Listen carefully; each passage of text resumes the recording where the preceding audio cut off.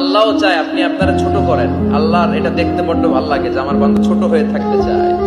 মান তাওয়াদা তারাফা, যে নিচে নামতেছে আল্লাহ টাইনা উঠায়, আর যে উঠতেছে আল্লাহ থাপ্পড় মেরে নিচে নামায়।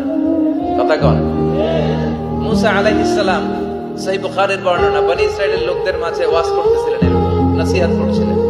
তো একজন দাঁড়িয়ে বলল, ইয়া নবী আল্লাহ মুসা, মান আ'লামুন নাসি ফিল আরদ। হে মুসা নবী, জানতে বড় মনে চায় বর্তমান পৃথিবীর সবচেয়ে বড় জ্ঞানী কে? মুসা আলাইহিস সালাম কয় আমি। মুসা আলাইহিস সালাম কি বললেন? আনা। আসলে কথাটা ঠিক। আল্লাহ যখন যে নবীকে পৃথিবীতে পাঠায় তখন তাকে সবচেয়ে বেশি জ্ঞান দিয়ে পাঠায়, সে হিসেবে ঠিকই উনি সবচেয়ে জ্ঞানী।